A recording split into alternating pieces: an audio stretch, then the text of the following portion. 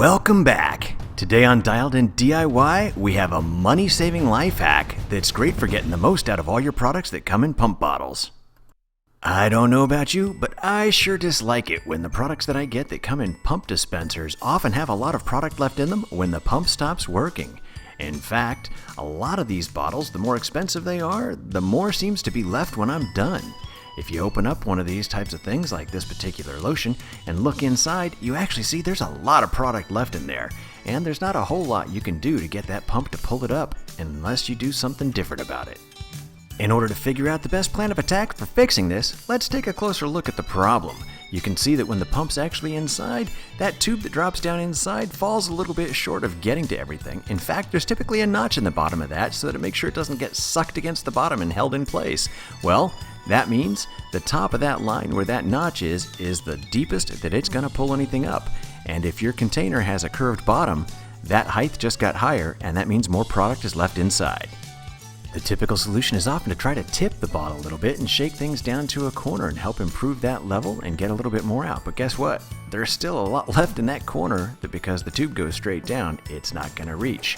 So here's our first approach at a solution. You go ahead and open up your container, then you find another container that has a similar sized tube, but it's a little bit longer, and just swap them out. That way, you can push that tube all the way down into the corner of your first product bottle. If you don't have another product that you can steal the tube from, here's a simple hack that works.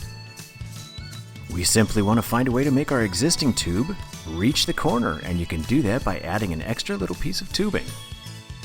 This by itself gets a lot more of your product out, but if you tip the bottle towards the corner again, you can actually see the tube reaches just about everything that might have been left behind by the original tube setup.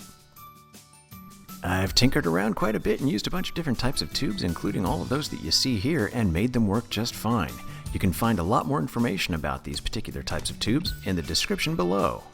In addition to that, you also find that a lot of sports bottles or those kind of containers for drinking bottles actually have a tube inside, and if you have an old one of those, you can try that tube as well. You just want to make sure that the tube is pretty firm, unlike this surgical tubing, which is a little bit too flexible. That way, as the pressure increases from the suction, it won't suck the tube closed. With whatever tubing you can get a hold of, your first attempt should be to try to slide something over the existing tube first. This is the extender approach. Or perhaps your replacement tube is about the same diameter as the original tube, in which case you can take the replace approach. If the tubing that you have is even bigger, you can actually just put that right over the piece of the pump that sticks down inside the bottom and use the cover-up approach. As an example, I want to show you a container that has a curved bottom. You can see we can't get anything else out of this, and we've tried a lot of different ways, tipping, twisting, and everything else. And you can see there is a lot of extra space left there where product gets trapped.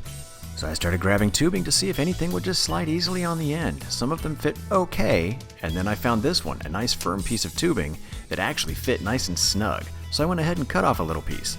Then it's important to go back and cut the angle at the bottom of the piece just to make sure that you don't get a flat section of tube sticking right against either the bottom or side of your container, because that could create a suction against there and not allow anything to be drawn up inside the pump. With this done, you can prime the pump a couple times and then give a shot to see what else you can get out of your container. And look, it works!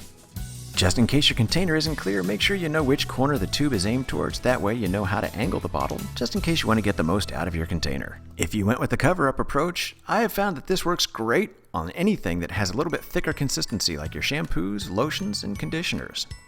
As an interesting side note, I have found that the clear containers are better at the beginning. The tubes typically reach the bottom. It's the ones you can't see inside of that usually need more work.